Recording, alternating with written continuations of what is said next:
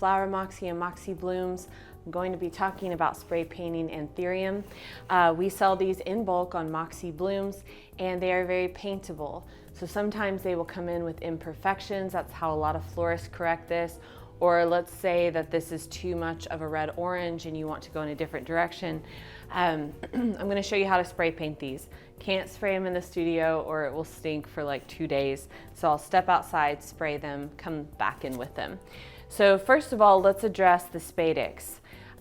You know, obviously you can spray this if you want, but I think it looks better if you shield that. So if you have a smoothie straw, that would probably be the best thing, or you can rig up your own little straw, which is what I'm doing now, with some soft cardboard.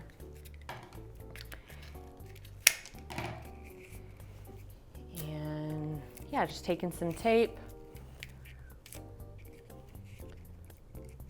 But smoothie straws work the best. Okay, so Anthurium is waxy, so don't get hardcore, you have to do coats. I'm going to use Design Master. I have this cranberry, so I'm gonna take this more of a dark red, and then I'm gonna do a little bit of gold action on one of them. And for funsies, because I want to know what it's like, I have regular old spray paint. Design Master is harder to get since the Pandy, and so it's really hard to get all the colors that I want. But Design Master as a whole works really good on flowers because it dries quickly and I think it has more of that pH balance. So as a florist, I'm always going to reach for this first. In a pinch, I might see if regular spray paint will work, but we'll try both. Okay, so I went outside and I sprayed this one with the Cranberry Design Master. It worked really well. As you can see, it's less orange. So if you have a really specific palette, it's always good to have some Design Master on hand. Order it in advance because when you're in a pinch, you need it and you just can't go find it at Walmart. Came in with the gold. I ended up painting the spadix because it was already browned and I really love the way it turned out. Now I didn't paint the backside because Anthurium can absorb moisture through the back of the petals, so I wanted to avoid that. With the white, I would say I should have put the straw on the stem, so I wouldn't have gotten white on the stem. I went ahead and sprayed the back just because there was such a difference between an orange red and a white.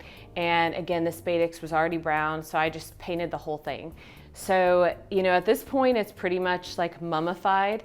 It dried. I was using a Rust-Oleum enamel that had a really high speed on the drying, which if you're going to go the spray paint route, I would say look for something that's quick drying. The reason being is that flowers have moisture and that wetness will decrease the drying time. It will make it a lot slower to dry. So I would find something that would speed up that drying process. So just sprayed this like 3 minutes ago. It's already drying. I'm pretty pleased. I mean, honestly, like I don't sell white Anthurium because they have too many imperfections, even though they're shipped so carefully.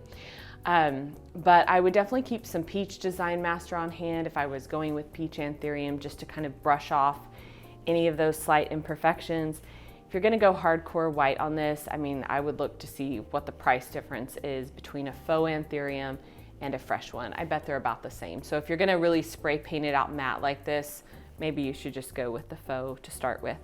But what we've learned is regular spray paint or Design Master can work in a pinch for the Anthurium, and yeah, save your smoothie straws. If you have any questions, leave it in the comments below. Make sure you like or subscribe. It helps small businesses like mine.